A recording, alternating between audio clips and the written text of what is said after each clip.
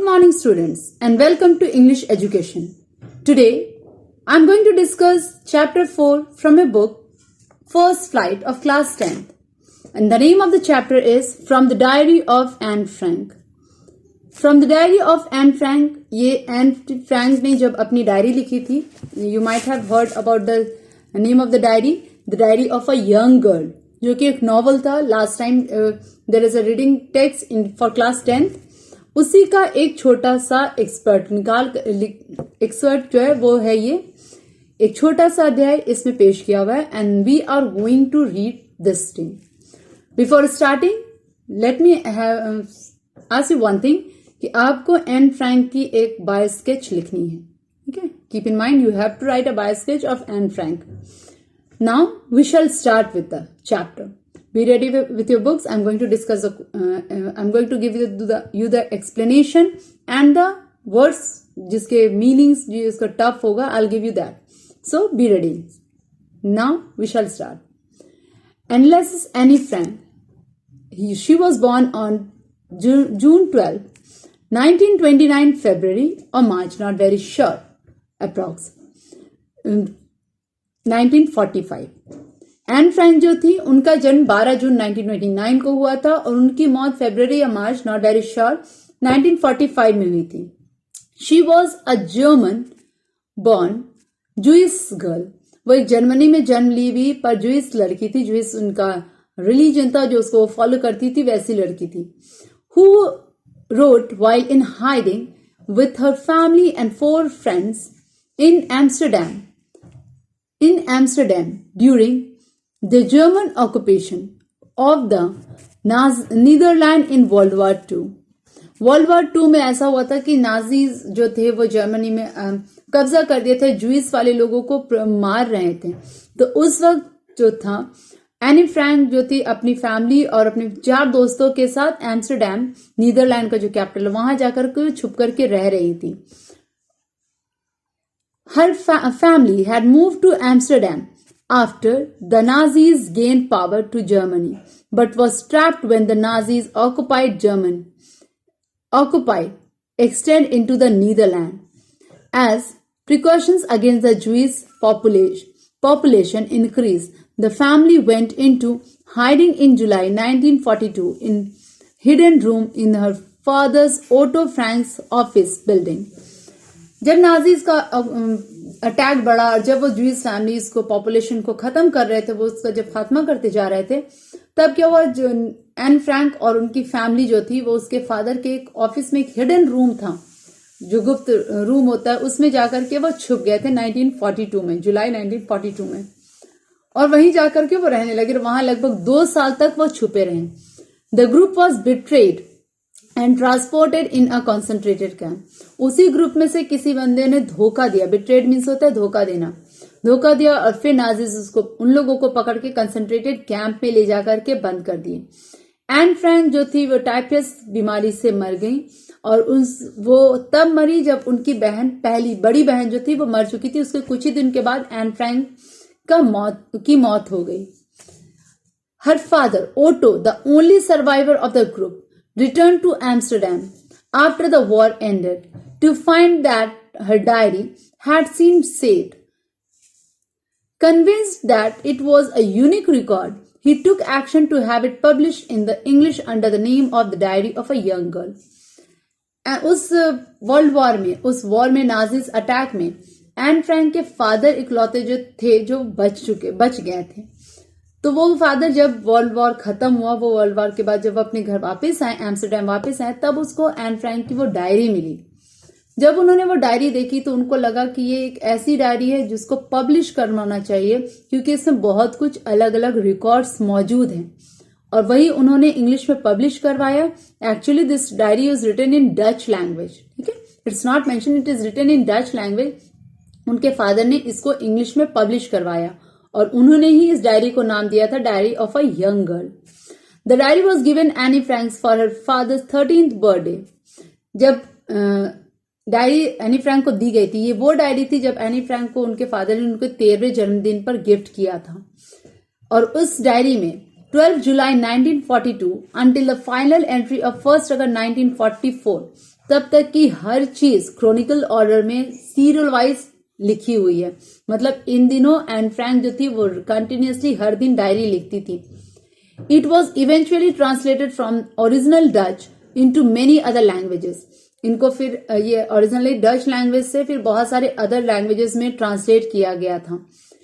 And this book has become world's most widely read books. ये दुनिया की सबसे ज्यादा पढ़े जाने वाली बुक्स में से एक है।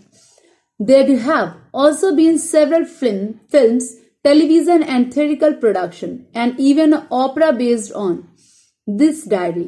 इस डायरी में बहुत सारी मूवीज बनाई गई है, बहुत सारे टेलीविजन सीरियल्स बनाए गए हैं, बहुत सारे थिएटर में जो फिल्म्स शो करते थिएटिकल प्लेज होते हैं उसमें इन कहानियों को लिया गया। इवन ओपेरास में भी इस डायरी से कुछ चीजें लेकर के प्ले किया गया है। Described as the work of a mature and insightful mind, the diary provided an immediate examine of daily life under Nazis' discussion of the Holocaust victim. Holocaust means होता है पूरी तरह से, डिस्ट्रिक्ट मीन्स होता है तबाह हो जाना, ठीक है, बर्बाद हो जाना। इस डायरी में नाजीज के अटैक में और उस वर्ल्ड वार में जितना कुछ भी डिस्ट्रक्शन हुआ था उसके बारे में, the massive destruction, Holocaust, the massive destruction के जो विक्टिम्स है उसके बारे में सब कुछ लिखा हुआ था। That's why this is an important diary and read all over the world. ठीक है, now we shall start with the chapter. This was a brief introduction. Writing your diary, it is not a really strange experience for someone like me. Not only because I have never written anything before, but also because it seems to me that later on neither I nor anyone else will be interested in the musing of a 13 years old schoolgirl. Oh, well, it doesn't matter. I feel like writing, and I have an even greater need to get all kinds of things off my chest. यहाँ पे musing एक word दी हुई है। Musing means होता है अपने विचार, your thoughts. ठीक है, म्यूजिंग मीन्स होता है थॉट। डायरी लिखना बहुत ही अजीब काम था। एनी फ्रैंक कहती है डायरी लिखना बहुत अजीब काम है, और वो भी मेरे जैसी लड़की के लिए डायरी लिखना is quite very strange and बहुत अजीब सा वर्क है। क्योंकि ऐसा नहीं कि उन्हें लिखना नहीं आता था, बट इसलिए क्योंकि उनको ऐसा लगता था कि बाद में जब ये डायरी कोई पढ़ेगा, चाहे वो खुद क्यों नहीं पढ़े, कोई नहीं चाहेगा कि इंटरेस्ट किसी को नहीं होगा कि एक 13 साल की लड़की के दिमाग में जो विचार आते हैं, जो बातें आती हैं, वो किस तरह से वो लिखेगी। इसलिए मे बी उसने इसलिए डायरी नहीं लिखना चाहा, क्योंकि शी फेल्ट कि आफ्टर सम टाइम अगर वो डायरी कोई और या वो खुद पढ़ती है तो शायद उसको इंटरेस्ट फील ना हो, इसलिए वो डायरी नहीं लिखना चाहती थी। I feel like writing and I had an ever need. उसने सोचा कि उन्हें डायरी लिखना चाहिए, फिर भी वो सोचती उन्हें डायरी लिखना चाहिए क्योंकि इनको ज्यादा जरूरत है लिखने की। To get all kind of things off my chest means होता है मन में बहुत सारी बातें होती हैं, उसको हल्का करना। कहते हैं ना, दिमाग का प्रेशर किसी से बांट लो, बात कर लो तो हल्का हो जाता। तो she wants to get that off. वो अपने दिल से बोझ हल्का करना चाहती थी, इसलिए वो डायरी लिखना चाहती थी। Paper has more patience than people. Anne का ऐसा मानना था कि पेपर के पास में ज्यादा सहन शक्ति होती है इंसानों के बजाते, क्योंकि इंसान को अगर आप कुछ कहेंगे, अगर वो उनके अकॉर्डिंग नहीं हुआ तो मे बी वो पर्सन डिसलाइक कर दे आपकी बात को। पर पेपर के पास बहुत पेशेंस, आप जो कुछ भी उसमें लिख दो वो शांति से सुन लेगा, उसको ऐसा मानना था। I thought of this saying on one of those days when I was feeling a little depressed and was sitting at home with my chin in my hand, bored and listless, wondering whether to stay in or to go out. I finally stayed where was. Boarding, yes, paper does have more patience. एक बार finally ऐसा हुआ था, ये चीज कब decide की कि paper के पास में ज्यादा पेशेंस था इंसान के लिए। एक बार वो घर में बैठी बोर हो रही थी, वो ऐसे गाल पे हाथ दे करके बैठी हुई थी। शी वॉज गेटिंग बोर्ड, उसको समझ में नहीं आ रहा था घर पे रहे या मन बहलाने के लिए वो बाहर चले जाए। फिर शी डिसाइडेड कि वो घर पे रहेगी and she was boarding. Boarding means होता है जब deep thought which makes you sad, depressed or angry, worried, वैसा सोच जिससे आप बहुत उदास हो जाए, दुखी हो जाए, परेशान हो जाए, उसको बोर्डिंग कहते हैं। वो बहुत परेशान थी। फिर उसने कहा कि हाँ, अपने थॉट को रिज्यूम किया उसने, और वो कहा कि ठीक है, ये सही है कि पेपर के पास में ज्यादा पेशेंस होता है। और फिर she planned to write. The stiff back notebook gradually referred to as a diary. एक स्टिफ बैक जिसका पीछे का हिस्सा बहुत मजबूत हो, जो बुक्स को या डायरीज जो बाइंडिंग होती है ना, बाइंडिंग की हुई, that is called stiff back, जो हार्ड होता है उसका कवर, वैसी एक नोटबुक है। ग्रैंडली बहुत रिस्पेक्टफुल चीज होती है, प्राउड जिसको कह सकते हैं, बहुत प्राउड से भरी हुई चीज होती है, उसको उसमें वो लिखेगी, जिसको हम लोग प्यार से डायरी बोलते हैं। Unless I should ever find a real friend, it's probably I won't make a bit of difference. उसने कहा जब तक मेरे पास एक अच्छा दोस्त नहीं हो जाता, सच्चा दोस्त नहीं होता, मैं डायरी को ही अपना फ्रेंड बनाऊंगी और उसी से सारा कुछ शेयर करूंगी, क्योंकि डायरी ही सबसे बेहतर फ्रेंड हो सकता था, शायद उसको ऐसा लगता था। Now I'm back to the point that prompted me to keep a diary in the first place. I don't have a friend. अब वो डायरेक्टली टू द पॉइंट, ये तो इन्होंने घुमा दिया कि डायरी ऐसी होती है वैसी होती है, पर क्लियरली वो क्यों डायरी लिखना शुरू की। डायरी उन्होंने इसलिए लिखना शुरू किया क्योंकि उनके पास में दोस्त नहीं था। She doesn't have a friend. That's why she started writing a diary. You can tell everything to your friends, neither to your family, nor to your father, mother, specially, but friends are the one जिससे आप चीजों को share करते हैं। तो Anne Frank के पास में कोई फ्रेंड नहीं था, इसलिए उन्होंने चाहा कि अपनी चीजों को वो डायरी में लिखे और डायरी को ही अपना सच्चा फ्रेंड बना ले। Let me put it more clearly, since no one will believe that a 13 years old girl is completely alone in this world, and I am not. I have lovingly parents, a 16 years old sister, and there are about 30 people I can call friends. I have a family, lovingly aunt, and a good home. No one the surface. I seems to have everything except my one true friend. अब इनको इस चीज को वो और clearly बताने की कोशिश करती हैं। उन्होंने कहा कि मैं कोई ऐसा यकीन नहीं करेगा 13 साल की लड़की दुनिया में अकेली है। सोचो ये बचपना वाला चीज है। She is quite childish, she is telling she is alone.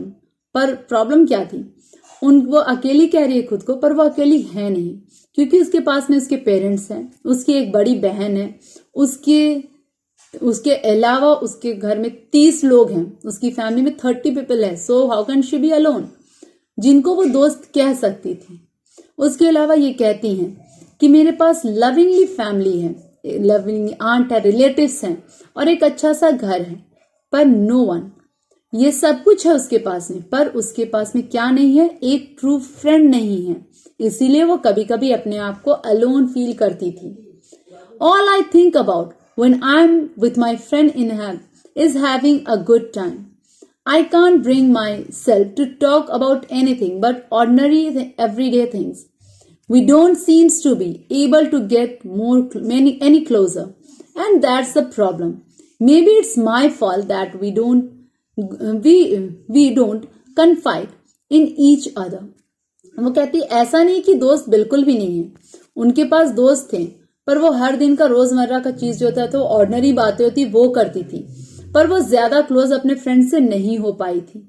हो सकता है ये इसमें कमी हो कि वो अपने दोस्त से ज्यादा क्लोज नहीं हो पा रही है, बट हो सकता है ऐसा उसको लगता है। बट शी सेड कि वो कन्फाइंड थी, वो दोनों एक दूसरे से अपनी पर्सनल चीजें सीक्रेट शेयर नहीं करते थे।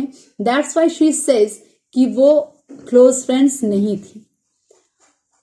Any case that's just how things are. इसी तरह से बाय द वे यही सारी चीजें उसके लाइफ में चल रही थी। This is why I have started the diary. इसीलिए मेन प्रॉब्लम उसकी क्या थी कि उनके पास दोस्त नहीं था, सब कुछ था पर एक सच्चा दोस्त नहीं था। वो अपनी चीजों को शेयर करना चाहती थी, इसीलिए उन्होंने डायरी लिखना शुरू किया। To enhance the image of this long awaited friend in my imagination, I don't want to jot down the fact in the diary the way most people would do, but I want the diary to be my friend and I'm going to call this friend Kitty. वो जानती थी कि लोग जो होते हैं वो diary में लिखते तो अपना लंबा चौड़ा इंट्रोडक्शन देते हैं कि वो क्या है नहीं है, हर कुछ बताते हैं। वो ये सब चीज फॉर्मल चीजें नहीं करना चाहती थी। उनको ऐसा लगता था कि वो बस ये अपनी डायरी को एक अपने फ्रेंड की तरह ट्रीट करे, जिससे वो फॉर्मल ना हो, वो वैसा ट्रीट करना चाहती थी। इसीलिए उसने अपनी एक डायरी को नाम भी दे दिया था, और वो नाम क्या था डायरी का? Kitty. She use to call her diary a Kitty. Since no one would understand a word of my story to Kitty if I were plunge right in, I did better to provide the brief sketch of my life much as I dislike doing so. उसने सोचा कि वो directly plunge right in means उसी वक्त से diary लिखना शुरू करे जब उसके हाथ में डायरी, वो पुरानी चीजों को ना बताए, अपने लाइफ हिस्ट्री को ना बताए। उसने ऐसा सोचा ताकि लोग जब उनकी डायरी को पढ़े तो वो उसके बारे में ज्यादा कुछ नहीं बता पाए, ज्यादा कुछ नहीं जानकारी निकाल पाए। बट उन्होंने अपनी डायरी का शुरुआत किया तो उसने अपने बारे में, अपनी लाइफ के बारे में छोटा सा स्केच लिखा था, जो कि करना उनको पसंद नहीं था, फिर भी उसने लिखा। My father the most adorable father I had ever seen. उसके फादर जो कि बहुत ही लविंगली फादर थे, वैसे इंसान जिनसे उसने अब तक मिला है उसमें से सबसे अच्छे थे। उन्होंने उनकी माँ से शादी की जब वो 36 ईयर्स के थे और उसकी माँ 25 ईयर्स की थी। My sister Margaret was born in Frankfurt in Germany in 1926। उसकी बहन का जन्म उनकी बहन का जन्म फ्रैंकफर्ट में हुआ था, जर्मनी में 1926 में, और उनका जन्म 12 जून 1929 में हुआ था। I lived in Frankfurt until I was 4। वो 4 साल तक फ्रैंकफर्ट में ही वो लोग रहे, जर्मनी में ही, जब तक कि एनी फ्रैंक 4 साल की नहीं होगी, मतलब वो उनके जन्म से 4 साल तक वो वही थे। My father immigrated in Holland in 1933। Immigrate means होता है आप किसी जगह को छोड़ करके दूसरी जगह चले जाएं, उसमें परमानेंट सेटल्ड होने के लिए, तो वो इमिग्रेट कहलाता है। उसके फादर हॉलैंड चले गए 1933 में। My mother Edith Hollander Frank went with him into Holland in September. उसके फादर के जाने के कुछ साथ साथ उसकी माँ जो थी एडिथ हॉलैंडर फ्रैंक, वो भी उनके साथ सितंबर में वहां चली गई। While Margaret and I were sent to Aachen to stay with my grandmother. But उसकी माँ के जाने के बाद मार्गरेट जो उसकी बड़ी बहन थी वो, और एन फ्रैंक जो थी, उन दोनों को उसकी दादी के पास में एचेन में भेज दिया गया और वो वहीं पे रही। Margaret went to Holland in December and I followed in February when I was plunked down in the table as a birthday present for Margaret। वो उसके बाद सितंबर के बाद दिसंबर में ठीक मार्गरेट जो थी वो हॉलैंड चली गई अपने फादर और मदर के पास में, और उसके बाद फरवरी में मार्गरेट के बर्थडे पे एनी फ्रैंक भी वहां चली गई और उसके टेबल पे एनी फ्रैंक को पटक के रख दिया। Plunge down when you keep something down, ग्राम से ऐसे गिराते हैं ना, तो we call plunge down. Anne Frank को टेबल पे रख दिया गया था और उसकी बहन को दिया गया था कि ये देखो, ये तुम्हारे लिए तुम्हारा बर्थडे गिफ्ट है, ऐसा कह के एन फ्रैंक को प्रेजेंट किया था मार्गरेट को। I started right away at the Montessori nursery school. I stayed there until I was 6, at which time I started the first form. First form is first class, ठीक है, class 1 you say ना, first class में पढ़ते, in class 1 I read। तो वहां पे Anne Frank जो थी वो उस जगह पे लगभग 6 साल तक रही। उन्होंने अपनी पढ़ाई शुरू की फर्स्ट क्लास में जब वो थी, तब से नर्सरी से शुरू किया उन्होंने, till class 6 she was there, वो वहीं रही। In the 6th form my teacher was Mrs Kuperus. जब वो 6th क्लास में गई थी तब उनकी टीचर जो थी उनका नाम था, हेड मिस्ट्रेस थी वो उस स्कूल की, और उसकी क्लास टीचर भी थी जिसका नाम था Mrs cuprous. At the end of the year जब उनका 6th क्लास खत्म हुआ तो मिसेस क्यूप्रस और एन फ्रैंक जो थी वो दोनों बहुत ही रो रहे थे। रोने की वजह थी ये दोनों एक दूसरे से, क्यूप्रस और एन फ्रैंक जो थी वो एक दूसरे से बहुत अच्छी बाउंडिंग बन गई थी, बहुत अटैच्ड हो गए थे एक दूसरे से, इसलिए वो रोने लग गए थे जब उनका फेयरवेल, जब वो अलग हुए तब। In the February 1941, grandma fell ill and I had to have an operation. So my birthday passed with little celebration. क्या हुआ, उसकी दादी जो थी वो गर्मियों के दिन में बीमार पड़ गई और उनको ऑपरेशन करवाना पड़ा किसी चीज का, इसीलिए उसके बर्थडे में कोई सेलिब्रेशन, इस बार एन फ्रैंक के बर्थडे में कोई सेलिब्रेशन नहीं हुआ। बट इन जनवरी 1942 ग्रैंडमा जो थी वो शी डाइड, वो मर गई। No one knows how often I think of her, still love her. This birthday celebration in 1941 was intended to make up for the other, and grandma's candle was lit along with the rest. जब उसकी grandma मर गई तो Anne Frank जो थी वो अपनी दादी से बहुत ज्यादा अटैच्ड थी, तो उसके जाने के बाद वो थोड़ी सी उदास हो गई। तो उस साल जो था एन फ्रैंक का बर्थडे बहुत अच्छे से मनाया गया और उसके केक में जो कैंडल्स लगे उन कैंडल्स में से एक कैंडल उसकी दादी की तरफ से भी लगाया गया। The four of us are still doing well, and that brings me to the present date of 20 June 1942 at the Selman dedication of my diary. और इस तरह से ये चारों जन आराम से अच्छे से रह रहे थे और यही सब कुछ लेते हुए वो आज के दिन में पहुंची है, दैट इज 20 जून 1942, जिस दिन उन्होंने डायरी लिखना शुरू किया। This is the short sketch she had mention in the diary. ये छोटा सा अध्याय था जो इसने डायरी के स्टार्टिंग में लिखा था। अब वो रेगुलरली पर डे अपनी डायरी में कहानियां लिखती थी जो उनके साथ होता था। Till here I am just ending, क्योंकि इसके बाद जो स्टोरी लिखी जाएगी वो एक 20 जून 1942 की कहानी रहेगी, वो हम लोग अपने नेक्स्ट पार्ट में पढ़ेंगे। Till here you have to do the oral comprehension check. 2 जगह पे पढ़ा है, एक यहां और एक यहां, और उसके अलावा you have to write the bio sketch of Anne Frank. Is it clear?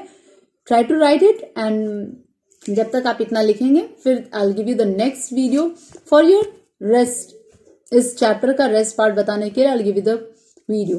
Till then take care and good bye.